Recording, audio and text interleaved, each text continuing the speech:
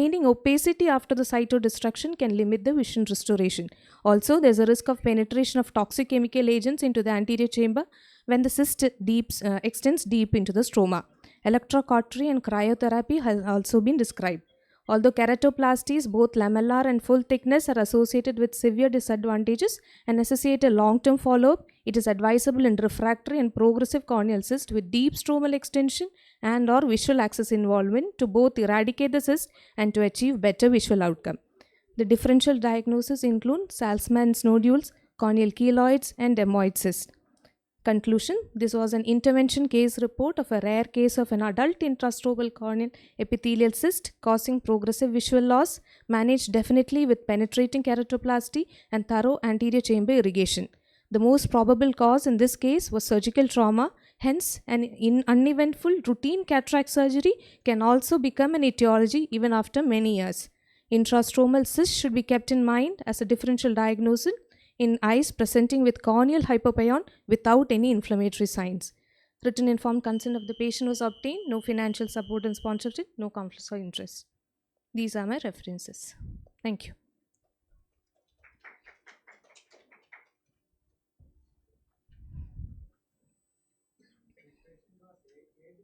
Sir. 60-year-old. 60-year-old male. Okay.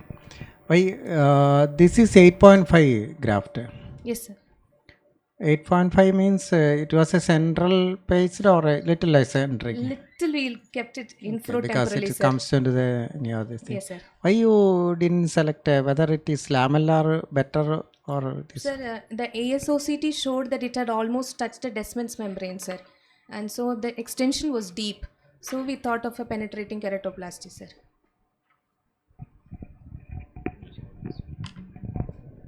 Then how will you monitor this patient after that?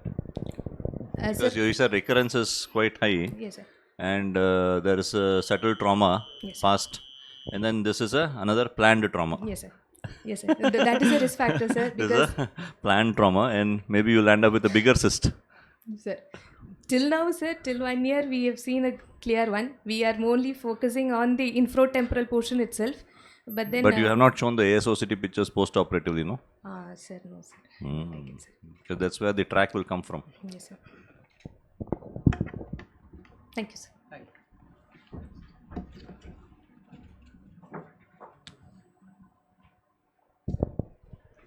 May I request the next presenter, Dr. K. Aparna, to present her case on orbital dirophyliasis.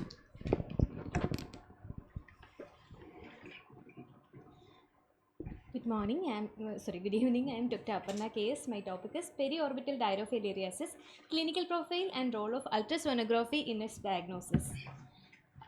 Orbital dirophyliasis is a zoonotic helminthic infection caused by the nematode Dirophylaria. The common human manifestations are pulmonary, subcutaneous and ocular. Dogs are the primary host for this organism and humans are the accidental host. It is transmitted to the humans by the bite of Culex, Anopheles and Aedes mosquitoes. Ocular involvement can be subconjunctival, periorbital, anterior chamber and even vitreous cavity. And today we will be dealing only with periorbital dirophyliasis. Due to its myriad of clinical presentations coupled with limited laboratory diagnostics and poorly represented imaging features prevents an early diagnosis of this condition. So aims of my study are to describe the clinical profile and imaging findings of periorbital dirophyliasis and to describe the role of ultrasonography in confirming the diagnosis. This is a prospective study conducted over a period of 4 years in a tertiary eye care center in South India. We included 14 patients who are clinically suspicious, imaging suggested, and excision biopsy proven cases of periorbital dirophyliasis. After detailed history taking and comprehensive clinical examination, all the patients underwent orbital ultrasonography and MRI scanning was done. Excision biopsy was done to prove the diagnosis of dirophyliasis. Coming to the results and discussion, dirophyliasis is no longer a rare disease, especially in our part in South India. But most of the available literature describes individual case reports or small case series only. And there is a huge lacunae in literature regarding the imaging findings of ocular dirophyliasis. In our study, out of 14 patients, we had a female preponderance. Mean age of the population was 35.4 years. It was equal in between both eye and right eye and left eye. All cases it was unilateral, and there was a palpable mass in all the cases. It was more common in the superior medial quadrant followed by the inferior medial quadrant. This is an interesting case of a 37-year-old lady who is a known case of ALL who presented with a sac area mass which was mimicking a on MRI scanning. There was a hyperintense well-defined lesion in the subcutaneous plane. So it is a mimicking an extramedullary deposit of ALL. This is another case of a 21-year-old girl who presented with on and off tender erythematous swelling mimicking a pharynculosis. These are two elderly gentlemen who presented with congestion, chemosis, mild proptosis and movement limitation mimicking orbital cellulitis or pseudotumor. So, we had cases mimicking orbital cellulitis, pseudotumor, pharyngeal or frontal mucosal, lacrimal sac mass and orbital and adnexal tumors. So, periorbital diarrhea can be a great mimicker of various orbital swellings due to any etiology like infectious, inflammatory or neoplastic conditions. CT scan showed heterogeneous soft tissue mass according to the literature with a peripheral enhancement mimicking an abscess. In our series, CT was done only in 4 cases which showed the non-specific soft tissue swelling. Grovel et al. Described MRI findings in a single case. And according to them, T2 weighted image showed the inflammatory nodule as a thick walled semi-liquid structure. And on T1 weighted image, there was a central tubular structure that was representing the worm. Gopinath et al. Used the scan to exclude the deeper extension to know the plane and to exclude other conditions like pseudotumor or lacrimal gland involvement. In our study, MRI was done in all cases. All cases showed hyperintense soft tissue swelling, and the inflammatory nodule in T2 weighted image appeared as a thick wall structure in 6 patients only, and the central tubular structure was visible only in 3 cases.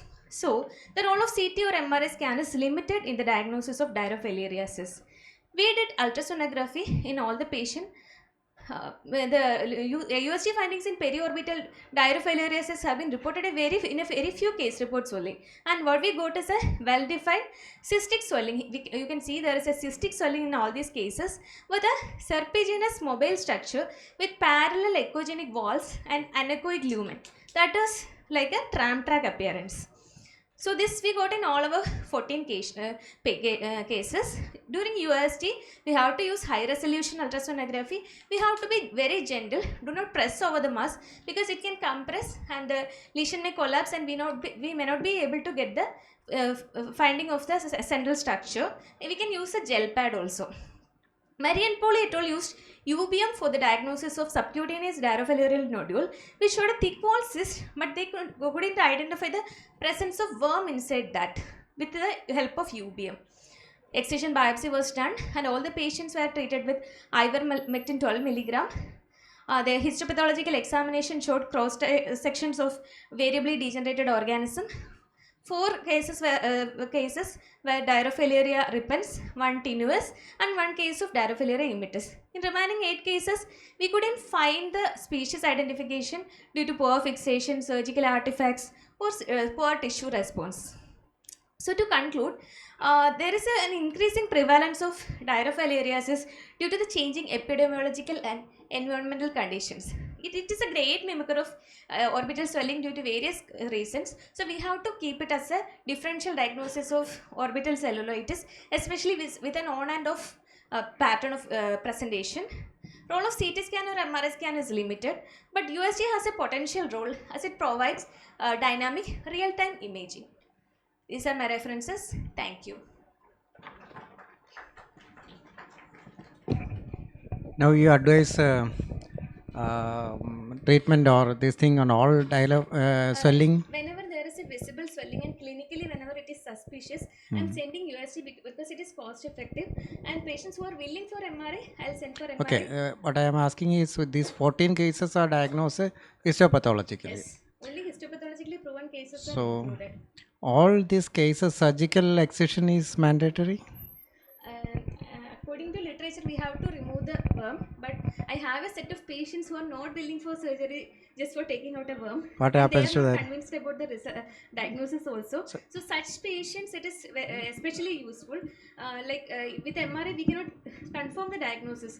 Especially my patients, two patients with a history of malignancy. So they were expecting malignancy. So from the regional cancer center, they referred the patients to our center to rule out secondaries. In such patients, we can confirm the diagnosis with this technique. So it will be useful, we can plan the surgery accordingly. What I am confused is whether this gives you a message that everything should be excised. That is the only doubt I have. Actually, we have to remove the worm. But with ivermectin, I have a set of patients that study is going on. With ivermectin, we are getting with the steroids, we are getting good results. USG was done in one machine or multiple machines? One we are sending to one radiologist. Operator is one or multiple operator? One operator. Oh, you're not sure? Yes, I did all the cases. Ultrasound? Huh? Ultrasound? No, like I told about the surgery. One particular radiologist. Okay. Thank you, sir.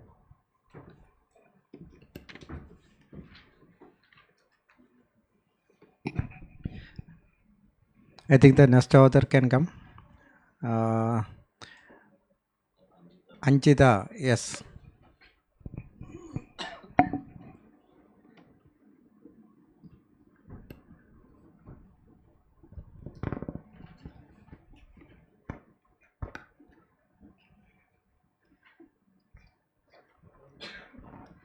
Good evening, everyone.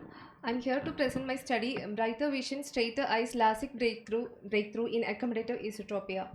So, refractive accommodative esotropia is characterized by an inward turning of the eye due to hyperopia, which is corrected by wearing glasses. The advent of refractive surgery, specifically LASIK, has introduced a new avenue for treating these patients by directly correcting the refractive error, thereby reducing or eliminating the associated esotropia. The use of LASIK in these patients offers a dual benefit, correcting the refractive error that necessitates the optical correction and potentially improving the ocular alignment, thereby addressing both functional and aesthetic concerns. And the concept of using LASIK to correct ocular alignment in patients with refractive accommodative esotropia is grounded in the principle that by eliminating or reducing the hyperopic refractive error, the excessive accommodative effort that leads to the esotropia is minimized or eliminated. And the aim of the study was to evaluate the efficacy of LASIK for correcting ocular alignment and refractive error in patients with refractive accommodative esotropia. Our study design was a retrospective interventional study. We included patients aged 18 to 27 years with refractive accommodative esotropia attending the outpatient department of ophthalmology in a tertiary care center, and our study duration was 8 months from January 2024 to August 2024, and we included 20 eyes from 10 patients. And we included patients aged more than 18 years with stable refraction for 1 to 2 years, and a fully accommodative esotropia cases and partially accommodative esotropia with hypermetropia. And we excluded people with accommodative esotropia without hypermetropia, with high AC by A ratio, elevated intraocular pressure, and a pachymetry reading less than 495 microns and a K value greater than 48 diopter. And under all aseptic precautions, topical anesthetic is instilled, iris registration done, followed by docking to stabilize the eye, then creation of a LASIK flap using microkeratome, and the flap is generally lifted to expose the underlying corneal tissue, and lifted the underlying corneal tissue, and the laser ablation is done using the excimer laser, and the corneal flap is carefully repositioned where it naturally adheres. And here you can see the LASIK is being performed using the Allegretto wavefront optimized laser, and the flap is created using a microkeratome, and the flap is raised and the irrigation of the bed using called balanced salt solution. And here, as stated in the previous slide, the procedure involves creating a thin flap in the cornea followed by using an excimer laser to reshape the underlying corneal tissue. And the results showed that out of 10 patients, 5 have simple hypermetropia in both eyes and the other 5 have compound hypermetropic astigmatism in both eyes.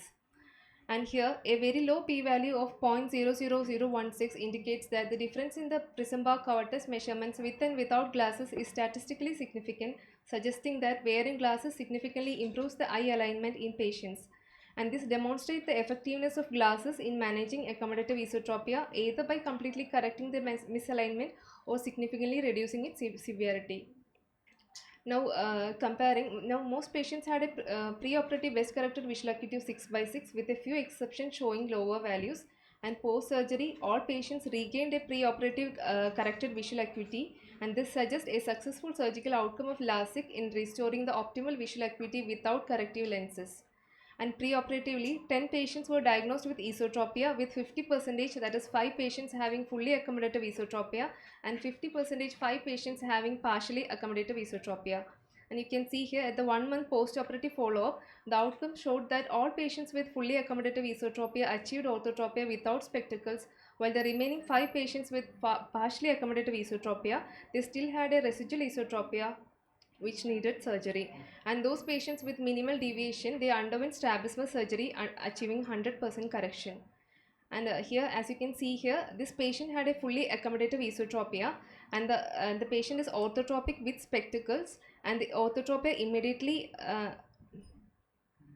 and you can see the orthotropia immediately after post LASIK, and the orthotropia 1 month post LASIK.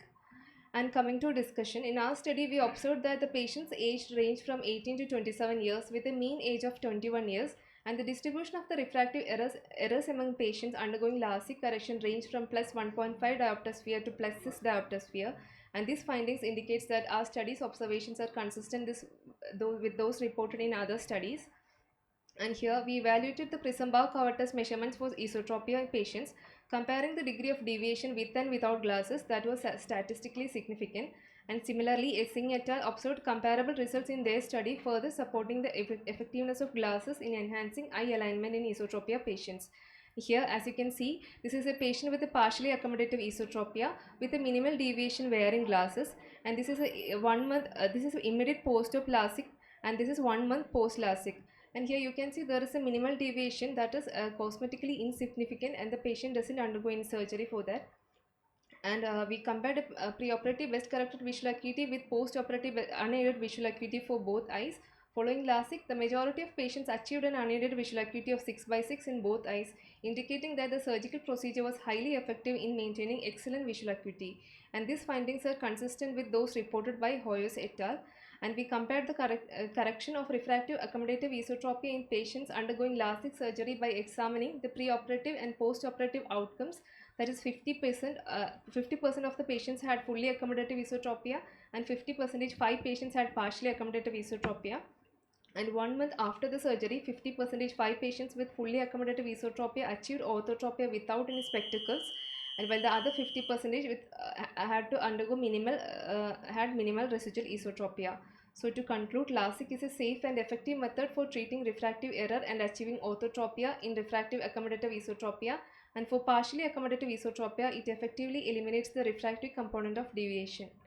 Thank you.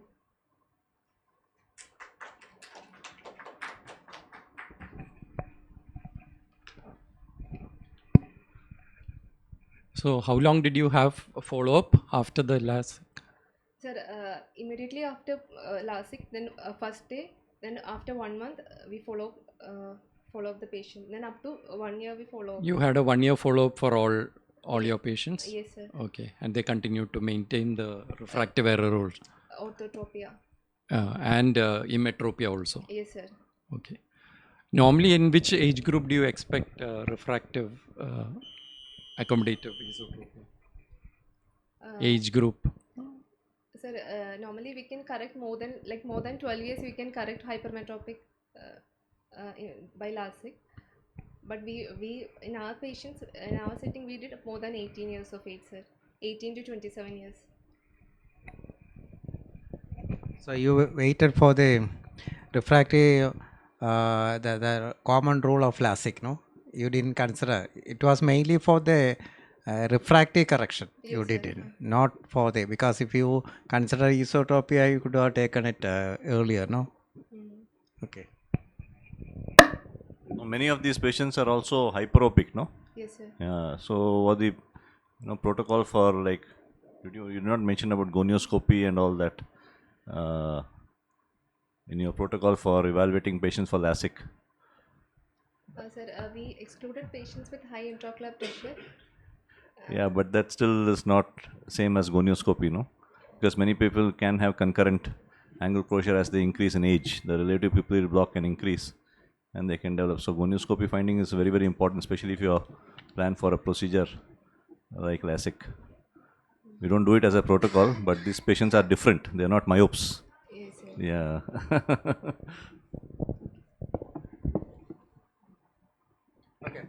Thank you.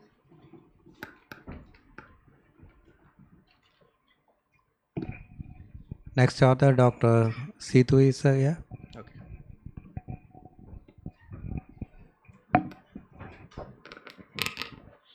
Good afternoon. My topic is astigmatism in straight and prone incision in small incision cataract surgery, a comparative study. Introduction. Cataract surgery is one of the commonest surgery conducted in ophthalmology. However, they are associated with surgically induced astigmatism. The incidence and severity of astigmatism depends upon the type of the incision.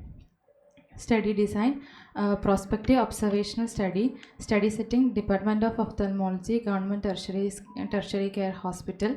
Inclusion criteria, all patients with senile cataract in the age group of 45 to 75, patients with no other cause of defective vision other than cataract, patient with no history of previous ocular surgery in the operating eye, preoperative astigmatism less than 1 diopter. Exclusion criteria, patient with astigmatism more than 1 diopter, patient with other ocular pathology, and patient who do not give consent. Aim to compare the surgically induced astigmatism by straight and prone incision in small incision cataract surgery in superior incision by a single surgeon. Estimated sample size is 74. And data collection method by automated keratometry was performed before surgery and 6 weeks after surgery. Coming to the results, the mean age was 61.43 plus or minus 6.30 in the straight incision and 61.65 plus or minus 6.30 in the prone incision. The p-value showed that the age was comparable between the groups. Out of the 37 cases in straight incision group, 51.4% was male and 48.6% were females, wherein the prone incision group 43.2% were males and 56.8% were females, and the p-value showed that the gender was comparable between the groups. The median postoperative keratometry difference was significantly higher in the straight incision group compared to the prone incision group. The range of astigmatism in diopter was also significantly higher in the straight incision group, 89.2% compared to the prone incision group, 21.2%. Coming to the discussion, a prospective observational study including 74 patients scheduled for cataract surgery was conducted. 37 patients has planned straight incision and 37 was planned prone incision. The purpose of the study was to compare the astigmatism in small incision cataract surgery between the straight incision and the prone incision. The majority of the patients were male, 51.4% in the straight incision group and 56.8% in the prone incision group, and the p-value showed that the gender was comparable between the two groups. The post-median keratometric difference was significantly higher in the straight incision group compared to the prone incision, and the range of astigmatism in diopter was also significantly higher in the straight incision group. According to the findings, astigmatism occurrence and severity were found to be correlated with the incision. While performing SICS, we prefer prone incision as opposed to straight incision one. Coming to conclusion, based on our results, we conclude that both straight and prone incision are associated with surgical induced astigmatism. However, prone incision in cataract surgery is associated with decreased incidence and severity of astigmatism. Limitation of the study: it was a single center study and this may limit the generability of the result, and the study involved short-term period, and it does not assess the further complication which influence the overall outcome of the type of the surgery. Thank you. Actually, you are evaluated only one parameter, no? This is straight and this thing. You didn't mention about all cases were superior incision. Okay. So how far from the limbus? All cases. What was the length of the incision? No. 1 from the limbus and 6.5 6.5 in every case? No, that's what it is. There are different variables here. You didn't consider because it's a well established fact that superior will have it. But again, when you compare it among the superior, you should have. And another most important factor is about internal incision. So, what do you think whether the external incision or the internal incision will be affecting more? So these parameters are not standardized because you are comparing only one aspect. Thank you.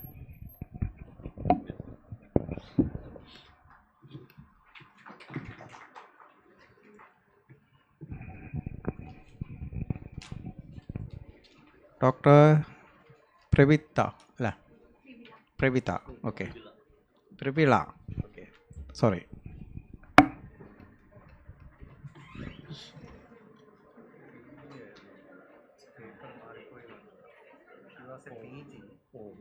She accidentally got into this section.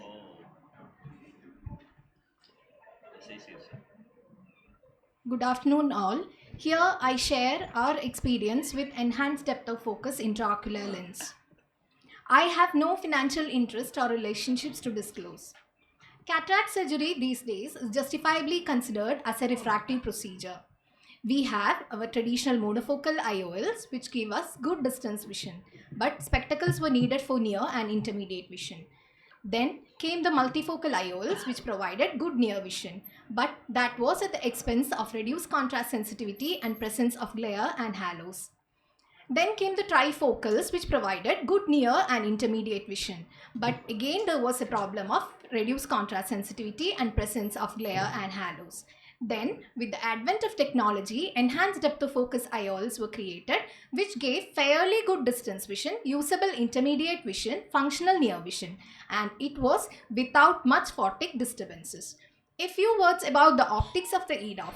The basic optical principle is to create a single elongated focal point to enhance the depth of focus. This elongated focus is introduced to eliminate the overlapping of near and far images caused by traditional multifocal IOLs, thus eliminating the halo effect. In this picture, you can see instead of a focal point, there is a focal line, and even when focusing for near, that a part of the focal line is on the retina. But physics precludes the creation of an ideal EDOF lens. So what can we do? There are various technologies to confine the emerging rays through this channel before reaching the retina. So Alcon has come up with a new technology which is called as the X-wave technology or the wavefront shaping technology in their new diffractive EDOF IOL. These transition elements are incorporated into the anterior surface of the IOL. This is surface transition element 1, which is an elevated plateau which stretches the wavefront, and then it can focus for a continuous range of distance. And transition element 2 is a small curvatural change which shifts the wavefront so that the entire energy is confined within the EDOF channel, and this leads to decrease in glare and halos. These are the physical characteristics of the IOL, and here again you can see in the center 2.2 millimeter of the IOL, you can see the surface transition elements. And here in the case of a toric IOL, indentations are seen on the posterior surface and wavefront shaping technology is seen on the anterior surface, and you can see the markings on the flat meridian. Aim of our study was to analyze the visual outcomes with Vivity and Vivity toric IOLs after bilateral implantation in patients undergoing phacoemulsification surgery. It was a prospective observational study in 70 eyes of 35 patients who underwent uneventful phacoemulsification over a time period of 1 year. And patients with more than 0.75 diopter astigmatism, Vivity toric IOL was implanted. These are my inclusion criteria, and we have excluded patients with other ocular comorbidities with poor pupil dilatation and poor zonular support. All the patients underwent thorough ophthalmologic examination, and they were explained everything about the IOL, and in patients with more than 0.75 astigmatism, toric IOL was planned. All the routine preoperative medications was given. MICS was done through a clear corneal 2.2 mm incision. IOL was placed in the bag and was centered using Purkinje image. And routine postoperative medications were given. These are our outcome measures. On the first postoperative visit, we measured the uncorrected distance visual acuity. On the second postoperative measures, all these parameters were measured.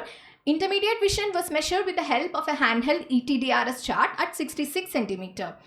On the third postoperative visit, again all these parameters were assessed. The data collected were tabulated in MS Excel and analyzed using IBM SPSS software.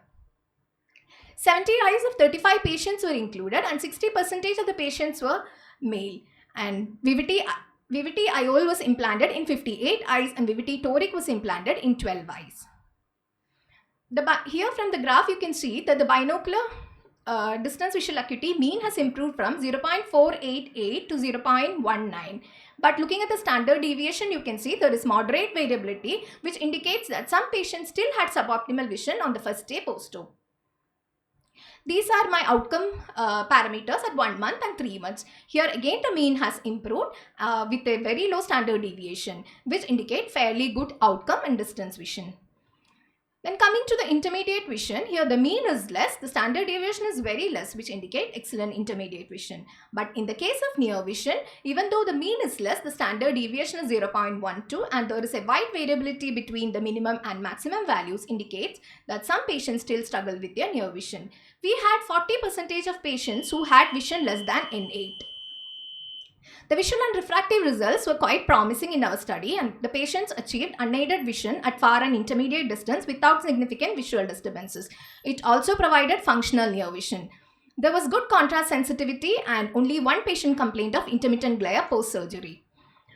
The VVT lenses can be positioned between monofocal and multifocal lenses and it successfully restored the distance vision. Spectacle independence was high and it had monofocal light visual disturbance profile. It also provided excellent results in patients with associated astigmatism. It was a single center study and we did not study it on ocular comorbidities, so we don't know how it would perform. So it is the best IOL in patients who do not want visual disturbances. These are my references. Thank you. So what is new? I think they would have done this study and then got approval, no? So what have you added to the literature? No, it is actually it can be used in patients who who do not want any visual disturbances. Like I understand, intermediate. but that's why they got the approval for the lens, no? That's why been approved. So what did you, apart from repeating the what they've already done, what have you added? So you can say that maybe you've done it in the Indian eyes. That is one thing. Any other complications were there during surgery? Anything like that? Actually, post-operatively? No such complications, sir. Only one patient was complaining of intermittent glare, but that patient had a very dysfunctional tear film also. So at times it was just intermittent glare, sir. And any patient who were systemically, they were having diabetes or something like that?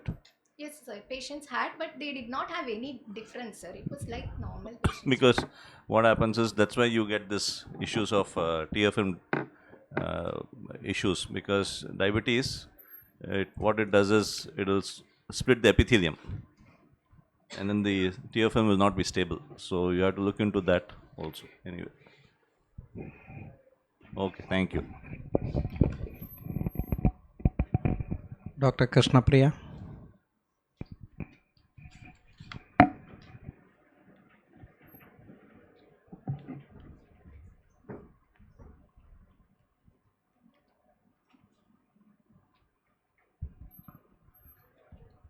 Good evening. My topic is a longitudinal study comparing severity of ocular staining score between patients with primary Sjogren's and other autoimmune diseases. Coming to the introduction, autoimmune diseases such as primary Sjogren's syndrome significantly impact ocular health, leading to dryness and discomfort due to decreased tear production. In a study conducted by Ramesh Kumar et al., prevalence of dry eye disease was 51% for rheumatoid, 31% for SLE, and 17% for Sjogren's. OSS, that is ocular staining score, is a crucial tool for assessing ocular surface integrity and quantifying damage to the cornea and conjunctiva. In another study conducted by Rasmussen et al., presence of one or more of the additional points for corneal staining pattern was highly predictive of Sjogren's syndrome, and it was associated with abnormal results of all measures of autoimmunity and glandular dysfunction. Understanding the differences in OSS can help tailor management strategies for patients with autoimmune diseases, improving their quality of life through targeted ocular therapies. Our aim of the study is to study the severity of dry eye among rheumatological conditions using OSS and to assess any exclusive staining pattern in Sjogren's syndrome. Our study was a longitudinal study done in a tertiary care center at Kollam of 1 year duration. And inclusion criteria include diagnosed cases of Sjogren's syndrome and other systemic autoimmune rheumatic diseases like rheumatoid SLE, etc. Age group more than or equal to 16 years. Patients who have signed the informed consent to participate in the study, and exclusion criteria include past head and neck radiation treatment, known case of glaucoma on medications, patients who underwent corneal surgeries, contact lens wearers, physical or mental condition interfering with successful participation in the study. Our study methodology include consecutive patients who attended the rheumatology OPD and satisfying the inclusion criteria were given the speed questionnaire, and nature, frequency and severity of dry eye symptoms over the last 3 months were recorded. And patients with a score of at least 1 out of the 28 on the speed questionnaire underwent detailed ophthalmic evaluation, like they were subjected to visual acuity assessment, slit lamp examination, Schirmer 1 and 2, T-BUT and TM meniscus height. If Schirmer 1 less than or equal to less than 10 and Schirmer 2 less than 6 mm, patient was recorded to have aqueous tear deficiency. And if not satisfying these criteria and T-BUT is less than 10 seconds, patients was recorded to have evaporative dryness. And patients recorded with aqueous tear deficiency with or without evaporative dryness underwent this OSS, and it was done with fluorescein stain and lissamine green stain. And OSS was calculated according to the Sika ocular staining score, where a score of more than or equal to 5 suggests a positive OSS. And this is a Sika ocular staining score where grades are given according to the number of dots in cornea and conjunctiva, and extra points are given for if there is any patches of confluent staining in pupillary area, and if filaments are present, +1 each is given for the fluorescein only. And coming to the results, our sample size was 168 patients with a mean age of 50.21 years and a standard deviation of 13.36, and 50% belonged to 40 to 60 years, and majority of the patients were females. And coming to the profile of the rheumatological conditions, around 25% contributed by primary Sjogren's, and the rest 75.6% was contributed by non-Sjogren's, out of which 41% were diagnosed as rheumatoid. And around 42 patients had aqueous deficiency and 117 patients had evaporative dryness. And among the Sjogren's, 39% and non-Sjogren's 16.5% had aqueous deficiency. Coming to the analysis, the severity of aqueous deficient dry eyes was more among Sjogren's compared to non-Sjogren based on the Schirmer value. However, there was no statistical difference was seen in the OSS. Coming to the OSS scoring, around 89% patients had with Sjogren's syndrome had OSS more than or equal to 5, and around 87.5% among non-Sjogren's had OSS more than or equal to 5. And among the non-Sjogren's, rheumatoid, around 92% had OSS more than or equal to 5. These were the staining patterns obtained in our study population, and out of which confluent staining pattern was observed in around 37.5% Sjogren's and 9.5% non-Sjogren patients. And in our study, nasal staining pattern was mainly observed in Sjogren's patient. And coming to the discussion, dry eye, it is a major manifestation of Sjogren's syndrome, and it is seen in other rheumatological conditions like rheumatoid, lupus, etc. And OSS, it is useful for assessing corneal and conjunctival damage in Sjogren's syndrome. In our study, OSS score more than or equal to 5 was seen in 43% Sjogren's and 56.8% non-Sjogren's patients. And in a study conducted by Rasmussen et al., confluent staining pattern was seen in 11% patients positive with anti-SSA. And in our study population, confluent staining pattern was observed in 37.5% Sjogren's and 9.5% non-Sjogren's patients. And filament was observed only in a rheumatoid patient, and nasal staining was seen predominantly in 25% of Sjogren's patients. According to the Euler criteria of Jogrens, a revised cutoff of 5 or more for OSS is used, and the scoring of the additional corneal fluorescein staining points, such as described in OSS, it increases the predictive value of the test. And in our study, since no statistically significant correlation was obtained, and the identification of corneal staining patterns, it was related to the antibody levels. Like confluent staining showed strongest association with positive anti-SSA, pupillary staining showed positive with strongest association with Schirmer's test, and filaments have positive correlation with anti-SSB and whole unstimulated salivary test result. This is our conclusion. Use of OSS is as a measure of keratoconjunctivitis sicca is in Jogrens is valuable, and it is a predictive diagnostic and prognostic power in Jogrens evaluation. In our study, severity of acute deficient dry eye was more among Jogrens based on Schirmer 1 and 2, and no statistically significant difference between OSS was observed between Jogren and non-Jogren. And however, confluent staining pattern and nasal staining on OSS was seen predominantly in Jogren's patient. And our limitations, it was a single observer study, and the sample size was small, and it could not correlate with antibody positivity and staining pattern in Jogren syndrome. These are my references. Thank you. Whether these patients were previously on any medication, anything difference? Oh, optical. No, not definitely. These patients are from the endometology OP. Yes, No, okay, definitely. Some patients are using topical. Some new patients, we are starting on. Did you notice any difference in this study? On treated and non-treated. Sir, on treatment, the patients are getting better. Do you think that will influence any of your findings? Sir, Where was Rasmussen's study done? sir, it outside. According to American rheumatoid ACR. Thank you. Next author is Neetu Latif. Good evening. I'll be speaking on the greatest facade in uveitis case series from a tertiary eye care center. So uveitis is the most common ocular manifestation of acquired syphilis, may present as anterior, posterior panuveitis, retinitis, papillitis, and even scleritis. Because of its varied presentation, it is called the great mimicker. Steroid can be proven detrimental in cases misdiagnosed as non-infectious uveitis. So our aim is to showcase the spectrum of clinical presentation in syphilitic uveitis. It's a retrospective analysis of case series of syphilitic uveitis during the period of April 2023 to June 2024. A detailed uveitis workup along with relevant multimodal imaging was done in all the 4 cases.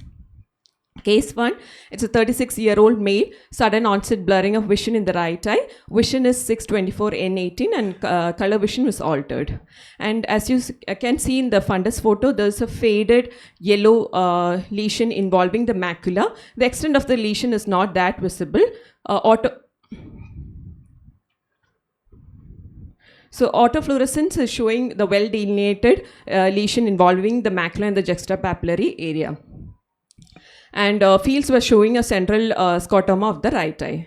And OCT showing a outer retinal or outer photoreceptor layer discontinuity or disruption. So topical NSAIDs was given and uveitis workup was advised.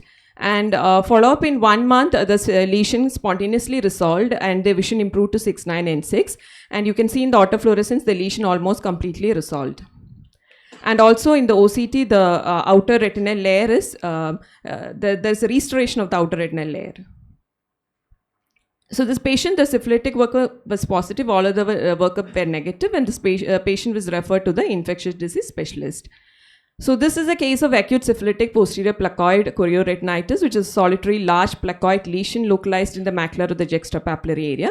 And this is believed due to the widespread dissemination of the spirochete in secondary syphilis, causing inflammation near the RPE. And the spontaneous resolution of inflammation reflects an adequate ocular immune response to this infection.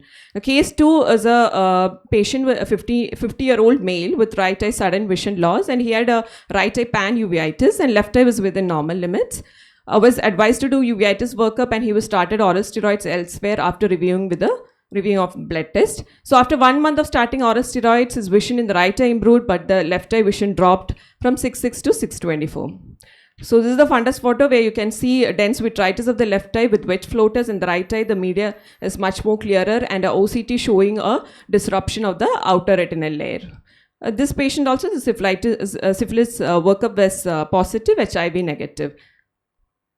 And so this case highlights the importance of starting an antimicrobial therapy. Steroids can be detrimental when started in the absence of antimicrobial therapy. Case 3, a 47-year-old male with history of sudden onset diminished vision in right eye since 2 weeks, and vision in the right eye is 612 N12.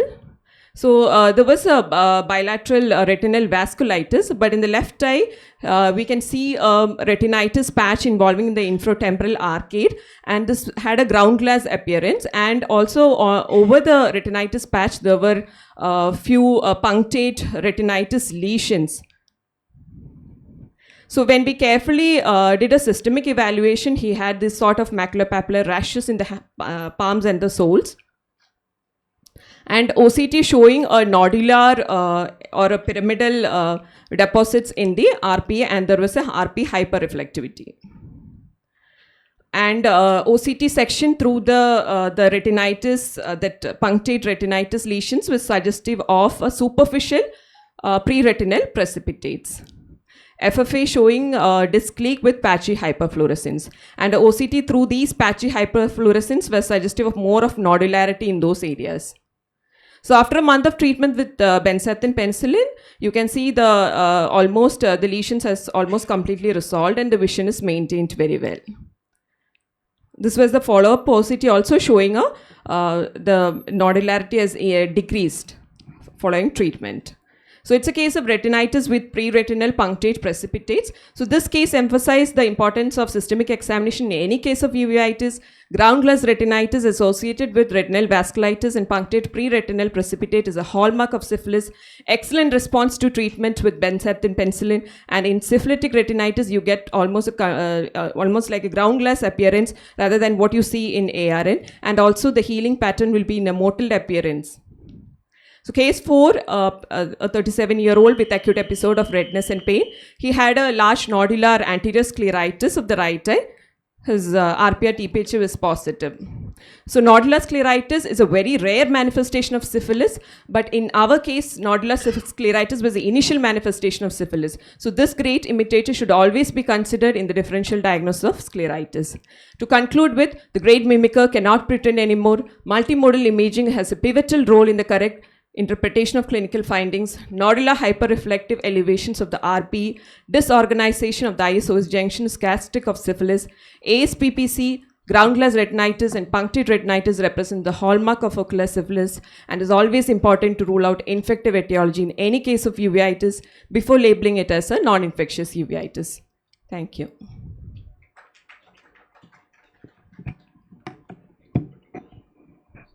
So did you make the diagnosis clinically or by lab investigation? Was it positive in all the cases? Sir, like in the third case, which I said, like the maculopapular rash and all that, it was more towards syphilis. So in those cases, I could make out that it is a syphilis case. But the scleritis and all with lab only, sir. The scleritis, the patient who presented with the nodular scleritis, because it's a very rare presentation of. So among these 4 cases, how many of them turned out to be lab positive? All the 4. All 4 yes, of them. Yes, sir, all 4. No steroid. Steroid, sir, actually what happened was that all these patients were lost to follow-up. I think most probably because we kept a follow-up, but through telephone only, but patients were not willing to come back because I think they were better with the treatment. So we didn't have much of a follow-up. So with the antibiotics? With the antibiotics. You started the steroid or not? We didn't start actually, sir. We didn't start. Only that pan-uveitis case we started with the steroid. That patient was on steroid from outside. Yes, sir. That patient was Okay, thank you. Thank you, sir. Next we will invite Dr. Rasmina.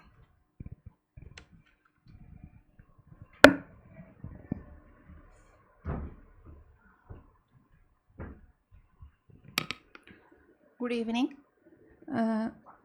Today I am going to present my paper titled Central Corneal Thickness Using Anterior Segment Optical Coherence Tomography versus Ultrasound Pachymetry.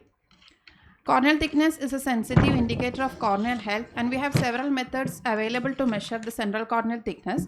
Ultrasound pachymetry is the gold standard in this. It is a contact procedure which uses Doppler effect. It is easy, fast and convenient. Anterior segment OCT is a non-contact, non-invasive method that works on the principle of interferometry. In India, we have only few studies to compare the CCT measurement using ultrasound pachymetry versus ASOCT, so we proceeded with the study. The aim is to compare central corneal thickness measurements using ultrasound pachymetry and anterior segment optical coherence tomography. It was a hospital-based cross-sectional study conducted in 120 eyes of 21 to 50-year-old patients. We have excluded those with corneal diseases, previous ocular surgeries, on regular topical medications, ocular infections and diagnosed glaucoma patients. And detailed examination was done and CCT was measured with ASOCT twice, followed by ultrasound pachymetry thrice. And in ultrasound pachymetry, each time we get an average of 5 readings. Descriptive statistics were calculated for both the categorical and continuous variables. And the categorical variables were expressed as frequency and percentage. And the continuous variables were expressed as mean, standard deviation and range. A paired t-test was done to determine if there was any change from one measurement to another. And all data were entered in MS Excel sheet. And the analysis was performed using JAMOVI 2.5.3. The age distribution of the study comes between the range of 21 to 50 with a mean of 35.2 plus or minus 8.8 standard deviation. Out of the 120 patients, it is slightly skewed towards female, that is 67 was female and male was 53. This is what's same showing in pie diagram. The data shows that the CCT measurement using ASOCT falls between the range of 428.5 to 590, and it is a broader range with a mean of 527.3 plus or minus 28.6, whereas the ultrasound pachymetry has a slightly higher mean of 533.9 with a standard deviation of 26.3. Compared to the ASOCT, it has a shorter range of 459.3 to 611.7. This is the box plot of the same. The paired difference analysis shows that the ultrasound pachymetry consistently provided a higher reading with a mean difference of 6.64 plus or minus 14.3 microns compared to that of the ASOCT. That means it is a statistically significant one with a p-value of less than 0.001. That is, the disparity between the two measurement methods is unlikely to be due to the chance. So the ultrasound pachymetry tend to overestimate central corneal thickness compared to that of the ASOCT. So coming to the discussion, the constant underestimation by ultrasound pachymetry may be attributed to the differences in the measurement principles between the two techniques. Ultrasound pachymetry measures from the anterior corneal surface to the posterior corneal surface, including the tear film, whereas the ASOCT usually excluded the tear film. That may be the reason for the slightly lower readings. And also the ASOCT provides a better measurement centration and perpendicularity than ultrasound pachymetry. And also it may be due to the different location of the respective reflective interfaces in the cornea and due to the differences in the principle as we have already mentioned. The ultrasound pachymetry works on the principle of time of flight principle, and the corneal thickness is measured as transit time into propagation velocity divided by 2. So the accurate measurement of the propagation velocity of the sound in the cornea can complicate the calculation of the corneal thickness. ASOCT, it is a faster one. It is a non-contact, so it reduces the risk of infection and corneal epithelial damage. It can simultaneously measure other anterior segment parameters and suggests that the ASOCT could be a valuable alternative for central corneal thickness measurement in clinical practice. However, the clinician should be aware that the slight systemic differences between the two methods and should consider in situations like certain refractive surgery calculation, this bias should be taken into account. So to conclude that the use of ASOCT can be considered as a reliable method compared to that of the ultrasound pachymetry for central corneal thickness measurements.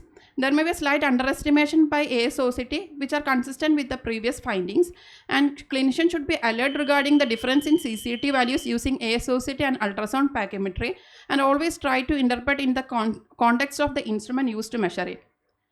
Our study does not compare the CCT measurement in each age. We have more number of female patients and the study population is small, and we have the signal strength of the ASOCT should be ideally more than 9. These are my references. Thank you.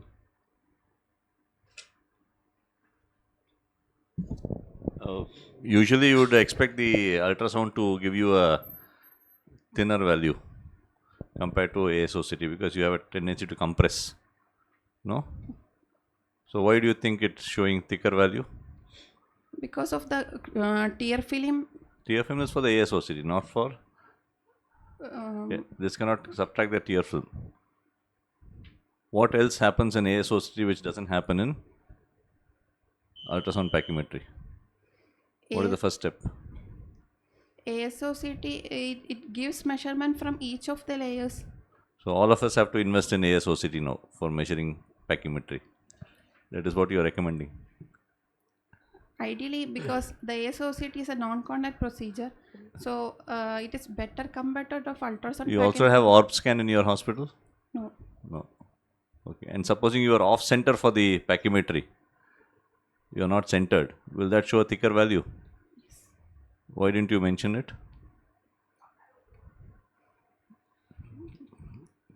As you go towards the sclera, the corneal thickness will increase or decrease? Increases.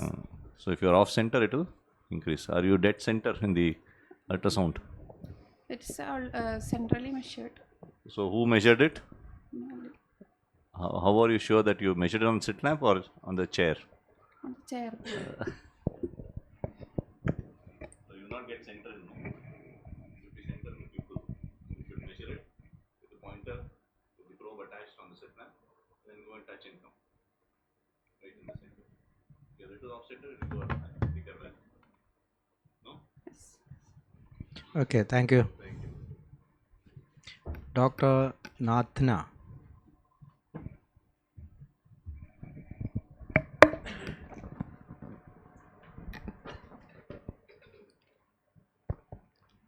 Good evening. I'm presenting my paper titled The Outcomes of Single Step Trans PRK. Conventional PRK involves removal of epithelium, corneal epithelium through mechanical methods. Trans PRK uses excimer laser to remove the epithelium. It occurs in a single step and no touch technique that improves the accuracy and precision.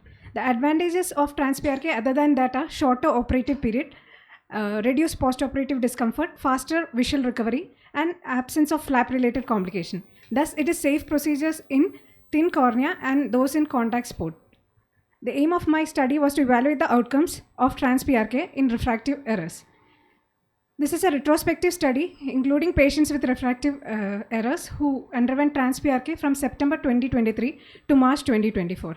All patients underwent complete eye examination including intraocular pressure measurement, axial length measurement, keratometry, corneal topography using Sirius Plus, and central corneal thickness using anterior segment OCT, and a dilated fundus examination. So this is all surgeries were performed using the Amaris 500E excimer laser shunt platform. So here is a video showing the procedure. So after anesthetizing, the speculum is inserted and laser ablation is done in a single step, following which chill balance salt solution is given and mitomycin is applied. A soft bandage contact lens is applied along with antibiotic, and post-operative care included moxifloxacin with dexamethasone till the epithelium is healed, after which a patient was given fluorometholone for 1 month duration in tapering dose, and along with sodium hyaluronate drops and cyclosporin.